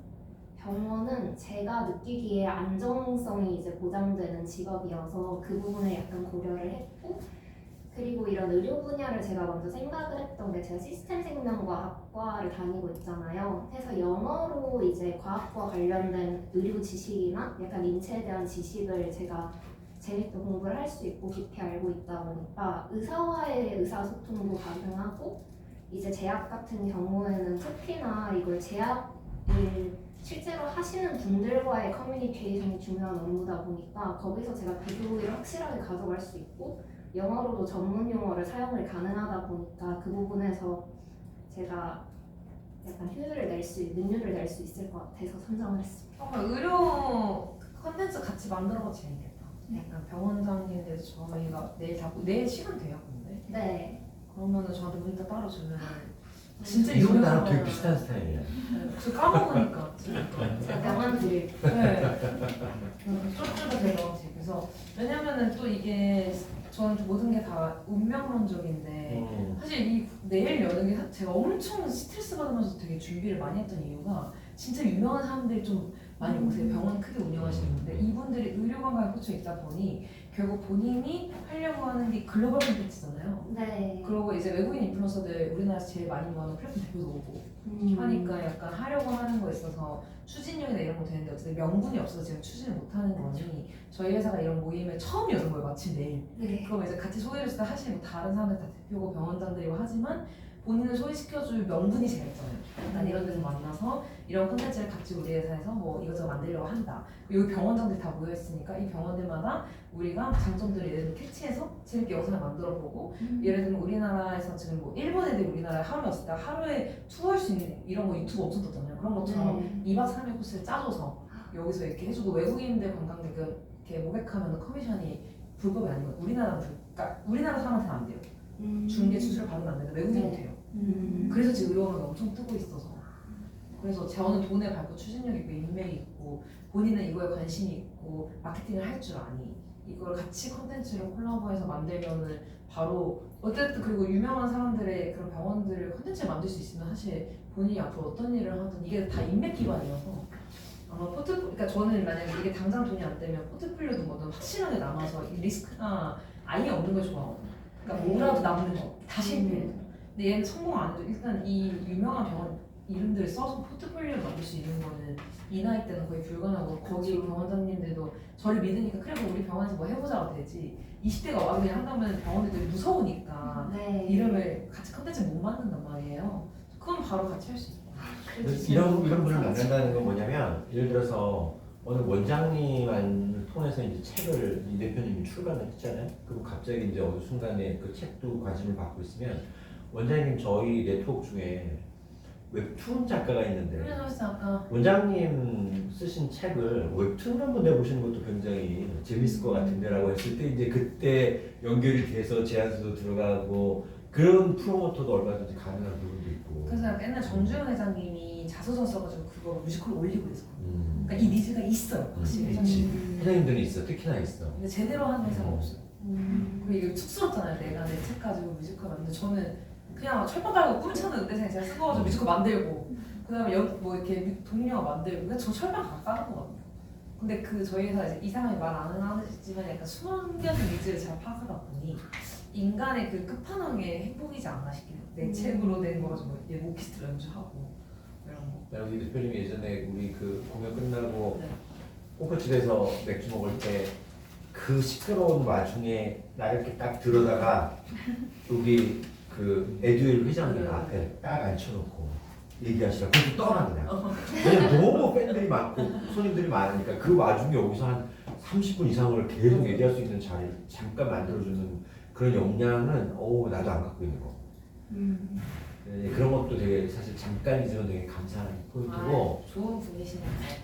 아니 진짜 저 요즘에 무슨 제안이 들어왔냐면 네. 그 의대에만 보는 면접 있죠. 네. 멀티플 미니 인터뷰라고 MMI라고 하는 의대는 면접을 따로 봐요. MMI라고 하는 스킬에 그걸 이렇게 지동해서 따로 면접 학원들이 있는데 일반 면접하고는 차원이 굉장히 다른 거예요. 의료 상황에 대해서 인지를 하고 있어야 되고 두 가지 선택 중에서 택한 곳에 대해서 논리적으로 근데 한 번 인터뷰 끝나는 게 아니라 그야말로 10몇 명이 와가지고 상황이 바뀌어가면서 보고 다 대답하는 거니까 이건 훈련으로 쉽지 않은 거고 그러니까 평상시에 키워드를 운용하는 언어적인 능력이 뛰어나야 순식간으로 논리를 만들어야 되니까 그래서 그거를 교재를 만들면서 강의를 해달라는 제안을 지난주에 받아가지고 요즘에 좀 고민이긴 한데 그거 애들 회장님이랑 붙여볼까 이런 생각도 하고 있고 그러니까 그쪽은 완전 그러니까 의대 쪽이니까 네. 비용을 엄청나게 많이 받는 거예요. 1시간 강의도 20만 원을 받고 그래서 이거 재밌겠는데 이게 교재까지 만들 수 있냐고 해서 난 항상 무슨 나한테 뭘 할 수 있냐고 물어보면 네. 난 무조건 예스를 해놓고 그 다음에 공부하거든. MMI가 뭐예요? 이거 공부하지? 아 그럼요 이렇게. 근데 그거의 현장감의 어떤 전투력은 느낌 진짜 처음인 것 같아. 나는 내가 항상 얘기하는 거 나는 제일 잘하는 게 뭐냐고 물어보면 나는 매니저를 정말 잘한다. 내가 진짜 이 리스펙트하는 사람이 큰 자리에 갔을 때 나는 보좌관 같은 거. 그래서 만약에 국회를 가시거나 이런 생각이 있으면 빨리 얘기하세요. 네. 일단 정리하고 캠프에 들어가야 되니까 나는 캠프를 운영하는 거 해보고 싶어. 대통령 선거에 나간다고 그러면 대통령 캠프를 운영하는 책임자 하고 싶어. 킹메이커. 나 진짜 잘할 것 같아. 나는 대통령 생각 1도 없는데 대통령을 만드는 일은 해보고 싶어. 진짜. 장자방 같은 네, 앞으로 10년 내에 출마하세요. 근데 저 진짜 다시 때 아니, 무슨 선거 나는 무슨 선거 나갈 수 있다고 생각해. 저 진짜 한 번은 해볼 것 같아요. 오. 저 원래 20대부터 꿈이 정치였어요. 아니 어차피 그 자격 요건 되고 네. 필요한 비용만 내면 후보는 누구나 될 수 있는 건데 그건 네 편이면 당연히 될 수 있다고 생각하고 아, 지금 이렇게 이 모임에 참여하는 사람들의 또 지인들까지 포함하면 순식간에 100만 원 될 것 같거든. 그럼 난 이제 캠프 열심히 만들어놓은 대변인도 가능하고. 자 그러면 이제 오늘 여기 몇 시 출발하셔야 돼요? 오늘 저 일정? 6시 반쯤 하면 돼요. 사실 그러면- 6시까지 더 얘기하고 저녁 먹으러 그래도 될 것 같아요? 식사가 뭐 안 해도 되겠어요. 식사는 어려울 것 같고. 네. 그러니까 아. 저희 6시 반에만 나가면 되는데 그러니까 식사를 하면서 얘기하는 게 낫지 않으면 얘기를 좀 더 아. 하고 식사 자리에서 좀 일찍 출발하시는 게 낫지. 6시까지 여기서 얘기하고 그럴까요? 그냥 왜냐면은 저가 이제 궁금했던 게 이제 아까 제 얘기했고 그다음 일단 제일 필요한 게 이 나이 때는 자기가 원하는 진로에서 대입해서 듣는 게 저도 그런 거가 너무 필요했는데 없었거든요. 그리고 지금 사실 그런 게 없잖아요. 그냥 자기 얘기하고 끝나지 나한테 입혀줘서 얘기해주는 게 없으니까 그걸 해보고 싶었는데 전 마지막으로 이제 아까 제 이야기도 들었고 어떻게 보면은 지금 그 본인들의 이야기 들으면서 저희 회사에 대해서도 어떻게 보면 자세히 얘기를 했잖아요. 그럼 저에 대한 인생 얘기든 이런 사업 얘기든 궁금한 것들을 그냥 한 2-3가지 질문씩 그래요. 한 명씩 하면 제가 엄청 빠르게 답변해 드릴게요. 그래요. 네. 그래서 뭐라고 하면 하지 마. 가죠. 저는 네. 네. 저는 3개가 있는데 네. 그 일단 주요 고객이 네. 의사라고 하셨는데 네. 그 의사를 주요 고객 타깃으로 선정한 이유가 네. 질문 좀 얘기해주세요. 한 번에 궁금하고 네. 그 두 번째는 퍼스널 브랜딩 할 때는 개인마다의 어떤 키워드를 뽑아내는 게 중요할 것 같은데 이 과정을 어떻게 진행하시는지 그리고 이거랑 연관돼서 클라이언트의 니즈를 파악할 때는 그 클라이언트와의 라포 형성이 굉장히 중요할 것 같은데 이 라포 형성을 할 때 꿀팁이나 쓰시는 방식이 있는지. 일단 첫 번째 주요 고객이 의사인 이유는 저희가 의사나 변호사 같이 전문직인 사람들이 아까 얘기했듯이 얘도 의사, 쟤도 의사 자격증만 따면 끝날 줄 알았는데 차별화가 없는 거예요. 그러면 결국 책을 내면서 내 인생 스토리를 담다 보니 나만의 차별화를 해서 돈을 제일 많이 버는 게 전문직이에요. 근데 전문직 단가가 워낙 높다 보니 여기서 차별화를 줬을 때 그 객단가가 높아서 그런 사람들이 마케팅 비용으로 이 정도 돈을 써야겠다라고 생각을 해서 많은 거고 플러스 전문직 같은 경우는 내가 똑똑한 걸 어필해야 될 때는 책이 제일 잘 맞아서 그래서 그런 거고 두 번째 질문은 개인 키워드를 잡는 거는 예를 들면 자아실현인지 그냥 자서전인지 아니면 커리어가 끊기는 여자분이 다시 커리어를 살리려고 하는 건지 음악인인 건지 다 다르거든요. 그래서 저희는 예를 들면 책을 쓰려는 목적을 먼저 듣고 만약에 자기 사업 PR이라고 하면 부동산이다라고 했을 때 부동산을 검색해서 나온 책들 저희가 베스트셀러를 10개 정도 분석을 해요. 이미 나와 있는 베스트셀러들을 다 목차를 합쳐서 이분의 프로필을 보면 이분만 가지고 있는 경험의 키워드를 입혀요. 그럼 남이 읽고 싶은 책이 나오고 플러스 그 시장에서 인정을 받았기 때문에 비문학적인 건 이렇게 하고 자서전 같은 경우나 정치인들 같은 경우는 내 인생 이야기를 어떻게 하면 재밌게 풀어낼 수 있는 거가 중요하기 때문에 이 사람의 프로필을 먼저 보고 객관적인 제3자 작가가 이 사람한테 궁금한 것들을 먼저 질문지를 만들어요. 그걸 먼저 목차로 해요. 예를 들면 이 사람은 초중고 이렇게 하면 아무도 안 궁금해하니 예를 들면 뭐 대통령상을 받았다고 이런 게 궁금하잖아요. 그럼 그런 거 먼저 목차에 두고 뭐 초등학교, 중학교, 고등학교 아니면 자기가 썼던 시 막 이런 거를 싣고 싶어 하시는 분들이 있단 말이에요. 그걸 다 블로그를 빼거나 그래서 기획 이렇게 다르게 하고 세 번째에 대한 질문은 라포 형성은 저희가 책을 쓰려는 목적이랑 프로필만 받으면 저희가 목차 자체 기획해주는 걸 2-3일 내로 해서 보내기 때문에 그거 자체가 저희가 2-3번 정도 피드백을 하고 목차가 확정이면 이거대로 인터뷰를 했단 말이에요. 그래서 감정적으로 굳이 가까워질 필요가 없고 이렇게 질문지를 물어봤을 때 자세히 알 수밖에 없게끔 장치를 다 걸어놨기 때문에 그렇게 저희가 진행을 하고 있습니다. 질문. 저도 하고 싶은 일이 되게 많아가지고 네. 이것저것 해보고 있거든요. 콘텐츠 학과니까 네. 이제 드라마, 웹툰을 드라마 기획하는 것도 학교에서 해보면서 해봤고 이번에 전 디자인 학과 내 디자인 동아리도 운영하고 있는데 축제 부스에서 키링도 판매하고 했거든요. 네. 근데 그 키링에 제가 그림을 못 그려서 그 키링을 그려준 친구의 그 디자인을 가지고 간단한 게임도 같이 만들어서 하고 막 그랬어요. 이것저것 여러 가지 해보면서 뭘 잘하고 좋아하는지 알려고 하고 있는데 다 이제 어느 정도 할 수 있을 것 같은데 또 엄청 잘하는 건 아닌 것 같고 뭔가 이건 아니다는 것들이 별로 없고 계속 해보고 싶은 것만 늘어나고 있어서 너무 뭔가 조금씩 많아지는 느낌? 메뉴가 늘어나는 그러니까 좀 이렇게 좁혀지거나 뭔가 하나의 그걸 만들어줘야 될 텐데 그걸 어떻게 골라야 될지 기준이라거나 이런 게 되게 모호해져서 고민인 상태고 또 이제 하고 싶은 게 되게 많다 보니까 두 번째 질문이 그걸 어떻게 시간을 효율적으로 다 사용해서 해볼 수 있을지 이거 하나 하지 않는 게 낫겠다 이런 기준을 어떻게 세우면 좋을지 이런 게 일단 첫 번째 질문 같은 경우는 그냥 결국 하고 싶은 게 많은데 어떻게 이걸 쳐낼지 궁금한 거잖아요. 그러면은 저는 시간 분배를 해서 예를 들면 이번 달에 해야 될 그 연주랑 뭐 책이랑 이런 거 쓰는 거면은 그냥 그거에 있어서 월화수목금토일 쓰는 이날 다 남아요 일을. 그래서 약간 근데 그거를 계속할 수 없으니 저는 한 달의 기간을 예를 들면 이렇게 하고 이걸 일단 시간 나와서 다 해본 다음에 그 다음에 내가 이걸 시간 효율 대비 내가 뭐가 잘했지라고 문서로 저는 다 작성하거든요. 그래서 예를 들면 책을 쓸 때든 뭐 내가 뭐를 배울 때 저는 몇 시부터 몇 시까지 뭐 이거 다 써요. 그래서 매달 말일에 이 하나 프로젝트를 위해서 내가 총 몇 시간을 소요했는지도 다 정리해요. 그래서 내가 프로젝트별로 몇 시간이 걸렸고 뭘 잘하는지 못하는지를 이 대표님은 내가 강의하는 중 A부터 G가 굉장히 강한 분인 거예요. 그 작업이. 그걸 안 하면 내 자신이 분석되지 않은 상태에서 계속 끌고 가져서 근데 이거를 1년 이렇게 할 수는 없으니 저는 한두 달 정도는 그러니까 나를 자유롭게 풀어놓고 하고 싶은 거 다양하게 했을 때 나의 그 가능치를 시험해보는 거죠. 근데 그걸 가지고 분석을 해보지 않고 넘어가면 모르는 상태로 지나가는데 한두 달 하면서 정리하면서 가면은 결국 줄여낼 수 있는 거고 그래서 추가 시간을 어떻게 효율적으로 하냐라고 하면 저는 일단 하고 싶은 게 5개 정도 있으면 이걸 1차 세팅을 한 달 내로 끝내야겠다라고 그냥 데드라인을 걸어요. 예를 들면 제가 뭐 2019년도에 주얼리 사업을 시작하게 됐는데 그것도 주얼리 같은 걸 제가 하나 하고 다니면서 여기 업체를 알게 됐는데 되게 괜찮은 업체니까 나도 이런 주얼리를 하고 싶다고 말하고 다녔는데 2주 뒤에 갑자기 어떤 대표님이 주얼리 브랜드 뭐 파워 백화점 들어가는 빠져서 너 들어갈래 이러는 거예요. 저는 제품이 없는데 일단 들어간 적 없죠. 다음날에 제가 괜찮다고 생각했고 업체 전화해서 나 여기에서 내가 브랜드 만들어 살 테니까 물량 더 가고 내가 대신에 1년에 몇 개씩 사겠다. 그러니까 그리고 갑자기 하루 만에 이름 지어가지고 들어간 거예요 백화점에. 근데 이제 남들한테 그냥 원래 준비한 척하는 거죠.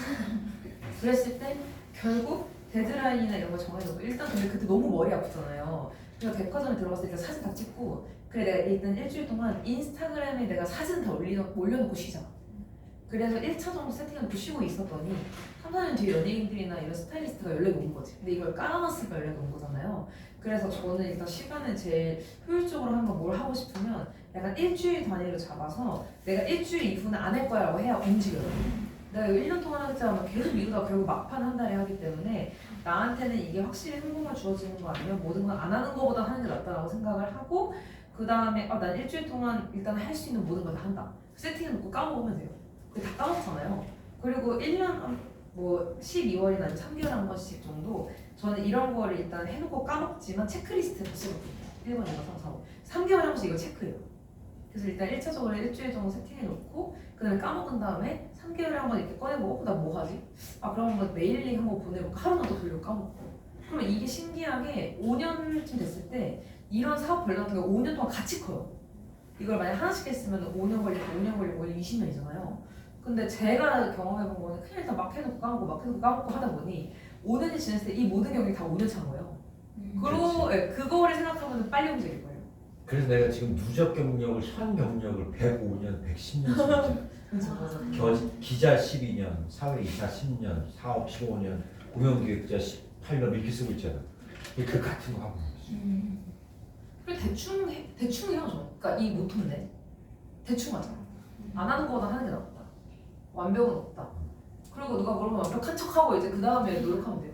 저 기사 떴을 때 사람들이 막 얘는 뭐 사업하는데 왜 홈페이지도 없냐. 처음에 근데 23살 때 기사 나왔을 때 그 사업을 할 거다라고 했는데 기자가 마음대로 사업을 엄청 성공한 CEO로 만들어 놓은 거예요. 사업 시작 안 했는데 댓글이 엄청 달리니까 머리 아파가지고 홈페이지 내가 만들어줘서 이틀 만에 만들고 있다가 올린 거예요.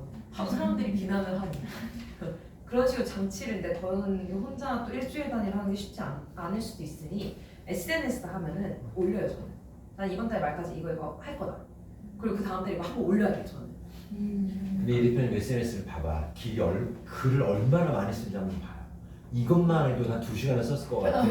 그러니까 본인이 정리하고 생각하고 본인이 표현하려고 하는 것들을 꼼꼼히 다 적는 게 첫 번째고, 내가 기획이 항상 바라는 걸 새기는 거라고 얘기하는 거에 강조점, 출발점인데 그거를 깨알같이 지금 실천하고 있는 보이지 않는 기획자가 있는 거예요. 나는 내 이론을 여기다 대면 다 맞아. 나는 일단 굉장히 검증도 안 하고 이론을 만든 선구자적인 역할을 하고 있는. 자, 넥스트. 저는 디지털 노마드가 좀 최근 목표여가지고 이걸 어떻게 이룰 수 있을까 고민을 하고 있는데, 그러면은 이제 디자인이나 뭐 그런 요소도 만들 줄 알아야 되고, 하지만 그런 역량은 아직 부족하다는 생각이 계속 들고, 이거를 돈 주고 팔 만큼은 아니다. 하지만 디지털 노마드는 하고 싶은데 하는 그런 굴레에 갇힌 것 같거든요. 그래서 또 유튜브로 시작을 해야 되는데 어떤 주제로 잡아야 할까 라고 생각을 하면 또 많이 부족한 것 같고, 그래도 뭔가는 해야 되는데 그래야 뭐가 또 성장할 텐데 하면서 또 제자리에 멈춰있는 느낌이어서 이런 걸 어떻게 돌파할 수 있을지가 조금 궁금합니다. 저 질문이 이거 하나예요? 네, 그리고 진짜 하나로 가. 밥 먹을 때또 가니까. 출판이 네. 그 N장으로 이어질 것을 좀 예상하셨는지 궁금합니다. 일단 디지털 노마드의 개념이 꼭 디자인만 있는 건 아니고, 예를 들면 뭐 블로그 글을 쓰는 거일 수도 있고, 아니면은 저는 사실 디지털 노마드의 끝판왕이 제안서 메일이라고 생각하거든요. 예를 들면 이런 아까 뭐 그 디자인하고 블로그 올리고 이건 수익이 될 확률이 되게 적긴 한데, 예를 들면 이 리스트를 가지고 내가 100개를 단가에 맞춰서 가져왔으면 이 100개를 살 것 같은 사람들한테 제안서 메일을 다 보내봐요. 그랬을 때 그렇게 한다고 했을 때 어쨌든 여기서 마진을 남겨서 팔 거 아니에요. 그게 제일 직접적인 게 전 메일링이라고 보거든요. 근데 그 메일링을 하려고 타겟팅을 찾다 보면 디지털 노마드를 위한 마케팅 방법들을 스스로 알게 될 거예요. 뭘 팔아야 하니까. 그럼 블로그 글도 써. 근데 제 생각에 지금 이 모든 게 꼬인 건 아니고 이게 갈피를 못 잡는 이유가 목표가 없었던 것 같은데, 그 디지털 노마드 하고 싶은데 팔 것도 없고, 유튜브를 하려고 해서 내가 그러니까 뭘 하나 정해서 내가 약간 이거를 좀 리스크 없는 선에서, 아니면은 뭐 아까 저희가 뭐 대입했던 것처럼 이 출판에 대해서 저희가 서비스가 있으니까 얘는 약간 공장이나 물건처럼 생각을 하고, 이게 필요할 것 같은 사람들한테 메일링을 보내봐서 거기서 성사가 되면은 커미션을 받으면 이게 디지털 노마드 같은 거잖아요. 약간 해외에 가서도 할 수 있으니까 그런 식으로 일단 당장 할 수 있는 거에서 시작을 하다 보면 구체화가 될 것 같은 느낌. 그래서 실제로 약간 출판업이 엔장로랑 관련이 될 거라고는 건 저 생각 못했고, 그때 생각했던 건 이제 내가 그냥 평범한 응대생들보다 차별화가 확실히 하나 있으니 이걸 가지고 내가 예중예고의 제안서 메일링이라도 일단 보내봐야겠다. 그걸로 시작했어요. 그래서 뭐 거기 강연 같은 거나 아니면은 내 책을 좀 대량으로 구매하는 대신에 할인을 해주겠다. 나는 이미 스폰서십 제안서도 그렇고 100군데 보내서 한두 군데 생기는 경험을 10년 이상 해봤잖아요. 그러면은 제안서를 보내면 이 부분이 이런데 이래서 사실은 좀 힘듭니다라고 오는 한 줄의 피드백이 쌓이면, 그럼 내가 보냈던 제안서가 뭐가 맛있었던 거고 그중에 가장 맛있다고 반응이 온 메뉴는 뭐였는지가 정리가 될 거 아니에요. 그러니까 그거를 직접 제품을 들고 먹여주는 게 아니라 제안서로 맛에 대한 이야기들을 나눠주고 보면, 요즘에 누가 그런 거 매운 거 좋아해요? 라고 하는 게 만약에 99명이 다 왔으면 이제는 그 불닭볶음면의 시대가 끝났구나라는 거를 그 반응으로도 알게 되는 거거든. 근데 문제는 내가 뭘 잘 만들까 뭘 할까가 아니라 제안서 뭐예요. 그랬을 때 그 중에 한 명이 나 마침 찾던 건데 라고 하면, 그러니까 당신이 나의 라이프 파트너가 되는 거지. 이래서 이런 거예요. 내가 작곡으로 돈을 벌잖아요. 1년에 한 100 얼마씩 맨날 저작료가 들어온다면, 내가 작곡 공부한 적이 있나? 근데 나는 작곡 공부도 해야 될 것 같은데 라고 하는 순간 음대를 가야 되나 누구한테 레슨을 받나 이렇게 방향을 가는 게 아니라, 이런 곡을 하나 만들어 놓고 제안서를 그냥 보내서 미드로 만들어 놓고, 제가 회사의 어떤 CF송 같은 걸 잘 만드는 기획자인데 혹시 미팅이 가능하시면 한번, 이게 빠르다는 거지. 내가 작곡을 잘하기 위해서 시창청을 공부하고 다시 음대를 들어가야 되겠다, 서울대 음대 작곡가 졸업한 졸업장을 가지고 이건 벌써 굉장히 먼 길을 선택하는 거야. 그리고 더 불확실. 차라리 미디로 굉장히 좋은 멜로디를 내가 창작을 한 10마디짜리를 보내서 제안서에 저는 이것뿐만이 아니라 사가도 만들 수 있고 CM송도 만들 수 있고 로고송도 만들 수 있고 가능한데 단가는 현재 이렇기 때문에 굉장히 파격적으로 제안할 수 있습니다. 라고 하면 그 고객을 찾는 게 훨씬 더 빠르지. 저는 서울대 음대 나왔고요. 줄리어드에서 음악 공부를 2년 더 했고요. 이 포트폴리오가 그 사람을 현혹시키지 않는다니까. 그래서 그냥 던져놓고 건수가 따오면 그때 공부해도 늦지 않으니까 아니면 그 전문가 찾아서 플레이하는 게 빨리.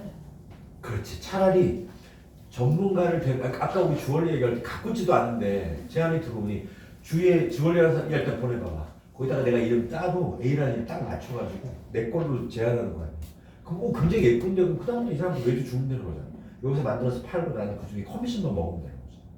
이런 구조로 가는 게 멀티로 여러 가지를 할 수 있는 방법이지 나는 지금부터 그 디자인 공부해가지고 제휴 맺고 이 길만 가는 게 어른들이 얘기하는 한 길만 파라는 거고 그렇게 해서는 뭘 잡고 어떻게 이 시대에 good question. 어떻게 보면 사업이 하이리스크의 생고생이 확보잖아요. 근데 이런 그 생고생을 자처하는 거는 보통 롤모델이 있거나 그 특정한 쇼크가 있는 게 쇼크. 맞다고 생각을 하거든요. 네. 예를 들면 저 같은 경우는 20대에는 헬리 코드라는 롤모델이 있어가지고 네. 한번 따라해보고 싶어서 시작한 것도 한 배경이 되는데 혹시 네. 롤모델 같은 게 있으셨나요? 아. 여쭤보고 싶은데. 저 롤모델은 없고 네. 그 10대 때 겪었던 대학 입시에 대한 엄청난 빡침? 네. 전 초등학교 빡침! 때부터 진짜 전문용어 나왔다. 네, 저 초등학교 때부터 대학을 못 가면 약간 사람이 아닌가 막 이런 되게 스트레스 많이 받아서 결국은 내가 그러면 원하는 목표의 대학에 가지 않으면 그 자존감이 이제 낮은 상태에서 살아야 되잖아 우리나라에서. 전 그 초등학교 때부터 되게 스트레스 진짜 많이 받았거든요 대학 입시에 대해서. 그러면 부모님 말대로 대학만 가면 진짜 엄청 행복하다고 해서 막 진짜 저 고3 때까지 대학교 가면 하고 싶은 거 100가지 이상 썼어요. 물론 그렇게 말했잖아요 부모님이 대학교 가나 다 할 수 있다고. 된다고. 대학교 가자마자 갑자기 또 아빠가 공부하라는 거예요. 자학금이 타라고. 분명히 내가 대학교 가면 뭐 업고 다닌다고 찾아준다는데 뭐 다 그런 거 다 갑자기 막 언제? 뭐 이러니까 너무 일단 화나고 두 번째는 내가 너무 자유로운 걸 꿈꾸고 대학에 들어갔는데 추가 연습 잡히고 음대에서는 맨날 뭐 저녁 때 다 비구라고 하고 선배들이 또 막 뭔가 갈구고 약간 내가 생각했던 대학생활이 아닌데 내 인생의 행복을 지금 10년 동안 그 미래의 행복을 위해서 되게 갈렸는데 그 생각했던 미래가 배신을 하니까 너무 화가 나는 거예요. 여기에서도 내가 부모님이나 뭐 선배 눈치 보거나 하면은 내 인생에서 행복이 평생 없을 것 같아서 그 화남과 분노 그리고 약간 내 인생에 대한 행복에 대한 갈구가 남들보다 스프링이 엄청 눌렸어서 그래서 이제 그러면은 오히려 역치가 되게 높아져서 나는 그냥 알바 예를 들면은 뭐 카페 알바를 했을 때 엄마가 장난식으로 너 그렇게 알바하면은 공부하는 못한다고 알바 인생이 여기서 놀리는 거예요. 그러니까 엄청 자극을 주려고. 근데 뭐 그래도 나는 내가 지금 이 나이 때 이 경험을 해서 내가 행복하고 내가 경험을 쌓는 게 중요하지 엄마 말대로 그렇게 해가지고 뭐 월급 몇백 받고 좋은 삶에서 나는 그 의미가 없다. 그런데 그래도 불안하잖아요. 네. 그래서 저는 25살까지 약간 저는 이제 관에 있다고 생각했어요. 죽었다. 나한테 그런 얘기 진짜 저는 진짜 극단적이에요. 왜냐면 사실 저 말은 이렇게 해도 막 20살 때 처음 막 클럽도 가고 또 약간 쫄보여가지고 거기서 이러고 있긴 해요. 근데 이제 그냥 그거 자체가 행복한 거지. 내가 이제 보상을 받고 있다. 근데 그게 보통 대학교 때 20살 때 저는 그래서 누구보다 잘 놀았어야 되거든요. 그래서 잠을 2-3시간 자고 5시에 미팅, 9시에 미팅 남녀 미팅이에요. 5시에 미팅하고 보내고 5시에 미팅하고 2시에 클럽 가고 근데 뭐 또 재밌게 노는 거 아니지만 그 다음에 학교 가 그거 자체에 대한 행복을 느끼는 거지.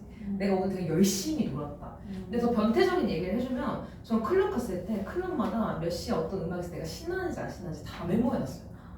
그래서 내가 신나다고 생각하는 클럽은 특징이 뭘까? 예를 들어 막 새벽 1시쯤 여기서 남자들이 말을 거는 것 같아. 근데 내가 어떤 옷을 입고 갔을 때 그런 거에 대해서 저 분석을 항상 했어요. 그냥 노는 게 안 돼서. 그래서 노는 거에서도 배워야 됐단 말이에요. 그런 애니까 이렇게 뭔가 내가 도전을 하는데 리스크는 크고 성공이 보장되지 않는 게 제 납득이 사실 안 돼요. 이 정도로 철저하고 20살 때까지 클럽에서 누가 이걸 분석하고 내가 좋다고 생각하면 녹음하고 막 이거 다 찾고 그리고 사람이 원하는 비트는 이런 거를 사람들이 흥미롭게 하는 건가 비트가 뭐지 막 이렇게 하고 있으니까 그래서 제가 생각했던 게 이거는 약간 내가 마인드 컨트롤이 안 된다. 약간 예를 들어 제가 부모님한테 죄송한 거예요. 뭔가 어쨌든 제가 열심히 키워놨는데 부모님 말 안 들으니까 그렇다고 내가 지금 부모님 말을 듣고 크면 30대 부모님 원망할 것 같은 거예요. 그래서 엄마가 사실 저한테 울면서 뭐 너가 이제 매일매일 연습 2시간이라도 하면 그래도 너가 알바 하는 거 같고 내가 비용을 주든 아니면 너가 되게 이상하게 망가지고 있는 것 같다 뭐 웃으면서 얘기를 하길래 그 여기서 내가 흔들리면 안 된다. 그래도 그래도 딸이 나도 이제 아는 거 아니에요? 왜냐면 부모님인데 그리고 부모님 되게 힘들어 하시는데 그래서 엄마를 앉혀놓고 엄마 결정해. 내가 지금 엄마 말대로 매일매일 2시간씩 연습해서 오케스트라에 들어갔는데 20대 후반에 내가 안 행복하면 엄마를 엄청 원망할 텐데 엄마가 그거 감당할 수 있어? 1번. 그리고 2번은 나는 내가 지금 알바를 하던 뭘 하던 내가 하는 시행착오가 있어서 실패를 하더라도 나는 내 인생의 목표가 누구보다 아름답고 도저히 많이 했던 20대를 보내는 게 인생 목표야. 나는 50대에 들어서도 20대를 되돌아보면서 행복해할 거야 나는. 나는 그걸 평생 먹고 살 건데 나는 엄마가 지금 나한테 얘기해주는 걱정도 이해를 하지만 나는 지금 내가 하는 경험에 있어서 이 행복 자체에서 내가 실패하는 거는 내 탓으로 할 수 있으니까 난 그건 오케이. 뭐 설마 굶어 죽겠어? 엄마가 선택해. 너무 생각보다 부모님 되게 무서워요. 이게 이렇게까지 안 해요. 자식 그냥 난 이렇게 얘기할래. 그 부모님이 이렇게 얘기하지 편의선인데 제가 20살 때 설득을 이제 하려고 하는데 부모님 입장에서 설득할 땐 결국 너 말대로 내가 할 테니 너가 이거 책임질 수 있도록 해야 이 사람이 말을 듣는단 말이에요. 무조건 다른 의견 얘기하는 게 아니라 너 엄마 이렇게까지 좀 무서운 거예요 엄마도. 그래서 그때 갑자기 울다가 전주시에 나갔을 거야 방금. 그다음부터 안 건드렸어. 대신에 아빠도 저를 안 건드리게 됐던 이유가 레슨 알바 할 때 제가 새벽 4시에 막 놀다가 들어와도 제가 수원 광교 이런 데 레슨 알바 하러 왔거든요. 그 오전 6시 반에 나왔어요. 그러니까 아빠 그거 보고 쟤는 2시간 자고 가는 애구나.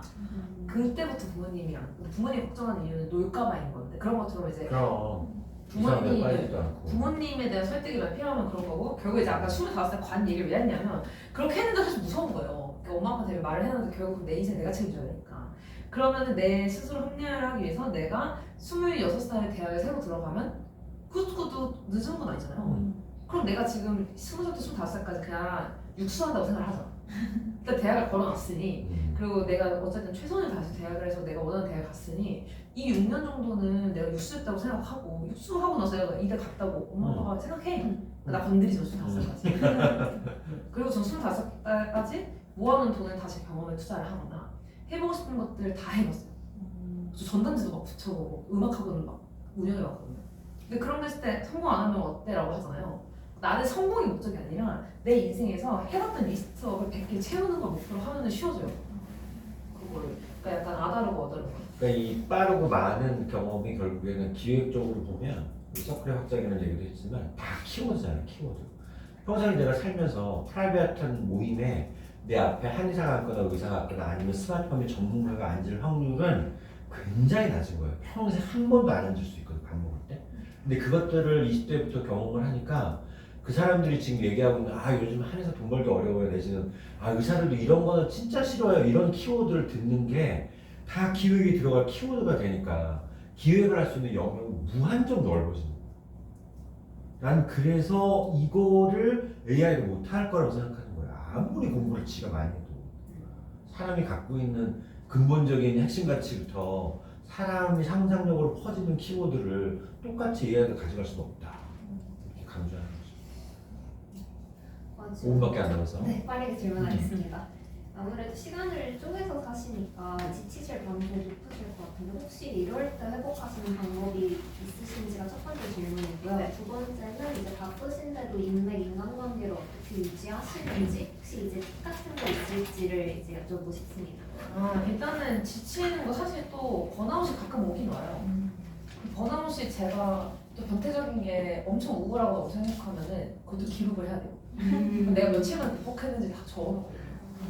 좀 약간 그래서 이제 최근에 제가 또 측정해 보니 9월 한 3일부터 번아웃이 와서 9월 한 11일 정도에 극복이 됐던데 그렇게 극복이 되면 제가 어떤 사람을 만나서 어떤 얘기 들었을 때 힐링했었는지 보고 그 사람 이름을 다 적어놨어요. 그러면 내가 이제 힘들면 그 사람한테 물어봐도 되니까. 사실 이게 지칠 때 뭐 서로 행복하게 생각해 이거보다 그냥 자기만의 방법이 다른 거 같거든요. 그러니까 저도 옛날에는 대학교 강의 가면은 지치면은 그냥 행복을 꿈꾸고 예를 들면 그냥 최악의 상황에서 내가 행복하다고 긍정적으로 생각하고 있는데 사실 이게 자기 번아웃 오면 그딴 거 생각 안 나요. 맞아요.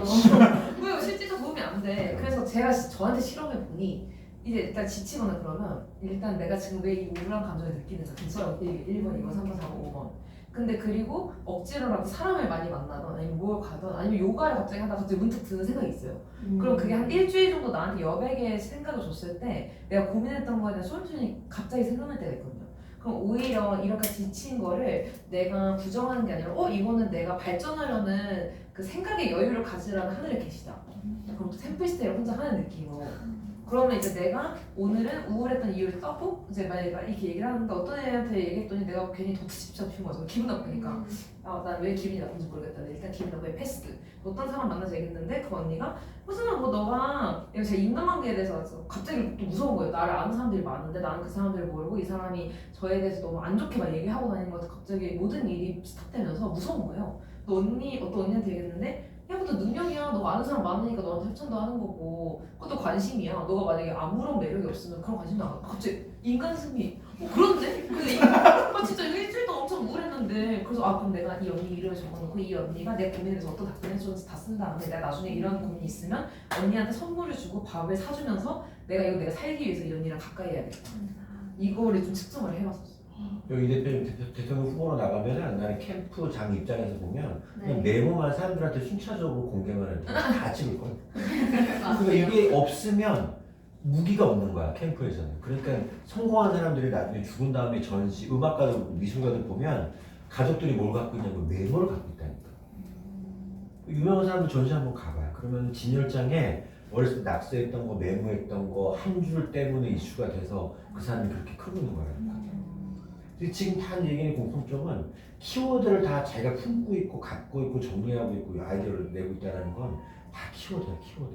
우리가 일반적으로는 그냥 혼자 책을 읽어도 키워드가 생기고 영화를 봐도 키워드가 생기는데 그건 어떻게 보면 약간 이렇게 정적인 키워드고 대표님 같은 경우는 동적으로 키워드를 다 돌아다니면서 만나는 거야. 그리고 본인의 생각도 동적으로 키워드를 정리하고 있고.